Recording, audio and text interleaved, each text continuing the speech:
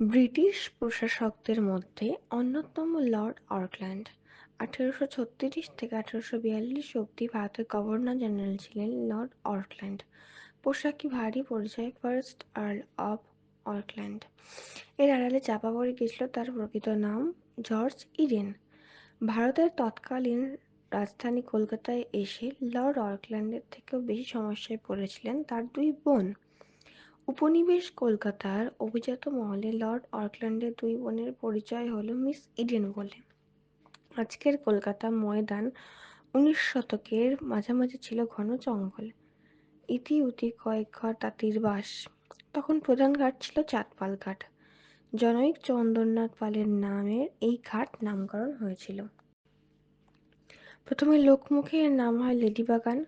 পোশাকের নাম ছিল অকল্যান্ড সার্কাস গার্ডেন।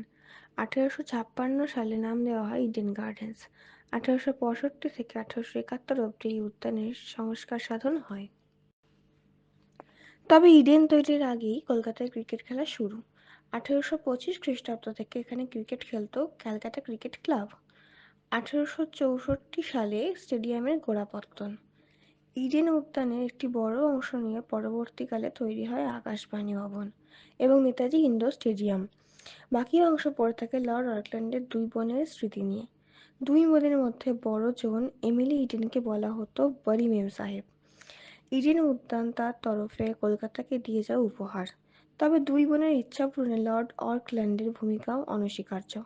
আগে লর্ড অকল্যান্ডের মূর্তি ছিল ইডেন উদ্যানে, পরে তা স্থানান্তরীকরণ করা হয় হাইকোর্টের।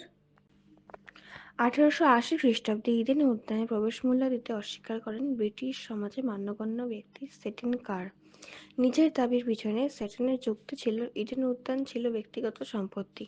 শোনা যায় লর্ড অকল্যান্ডের দুই বোনকে হুগলি নদীর ধারে নিজের বাগান উপহার দিয়েছিলেন রানী রাসমণির স্বামী জমিদারবাবু রাজচন্দ্র দাস, ফলে বন্ধ করা গিয়েছিল প্রবেশ মূল্য। ব্রিটিশ কলকাতায় ইডেনকে বলা হতো প্রমেনাড, অর্থাৎ যেখানে সবাই অলস ছন্দে হেঁটে বেড়ায়। আজ থেকে 179 বছর আগে ব্রিটিশ সাহেব ও কলকাতার বাবুদের বৈকালিক ভ্রমণের সময় কাছেই বাজত ব্যান্ড, দায়িত্বে ফোর্ট উইলিয়ামের বসবাসকারী রেজিমেন্ট। এই বার্তা থেমে গিয়েছে কবেই, রয়ে গিয়েছে ব্যান্ড স্ট্যান্ড। লর্ড ডালহৌসির শাসনকালে তৎকালীন বর্মার বৌদ্ধ প্যাগোডার পরিবর্তিত ঠিকানা হয় ইডেন উদ্যান। বর্মার প্রমো থেকে জাহাজে করে ইডেন উদ্যানে নিয়ে আসা হয় প্যাগোডা। প্রশাসক হিসেবে লর্ড অকল্যান্ডের ভূমিকা নিয়ে প্রশ্ন ছিল। প্রথম ইঙ্গো আফগান যুদ্ধে 1839 থেকে 1842 খ্রিস্টাব্দে যা ঘটেছিল, ব্রিটিশদের লজ্জাজনক পরাজয়ের দায় এড়াতে পারেননি লর্ড অকল্যান্ড। যুদ্ধের সঙ্গে সঙ্গে তারও প্রশাসক হিসেবে মেয়াদও ফুরোয়। উত্তরসূরি লর্ড এলেনবোরোর হাতে দায়িত্বভার সমর্পণ করে তিনি ইংল্যান্ড ফিরে যান 1843 খ্রিস্টাব্দে। সেখানেই 1849 খ্রিস্টাব্দে প্রয়াত হন। কলকাতার বুকে রয়ে যায় তার Nandankanan.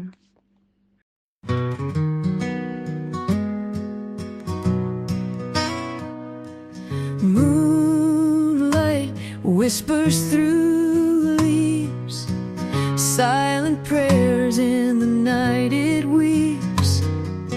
Dreams dance on a silver thread in the heart where love is bred. You will stay quiet yet near in my tears, in my cheer.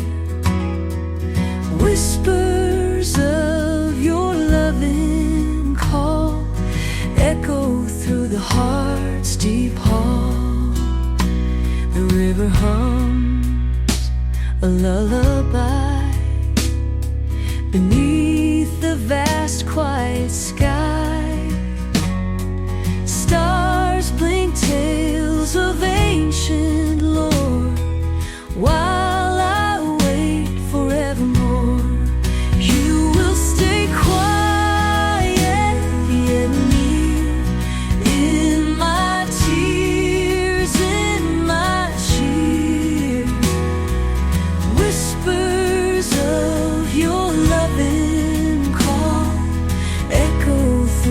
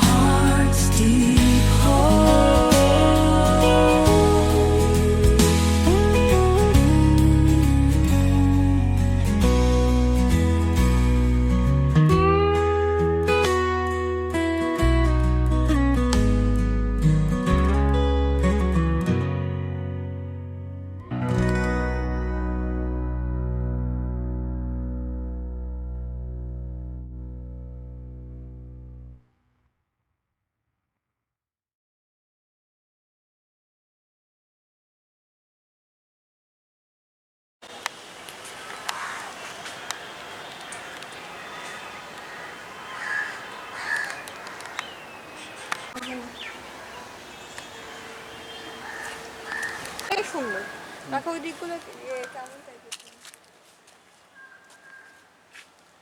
এদিক থেকে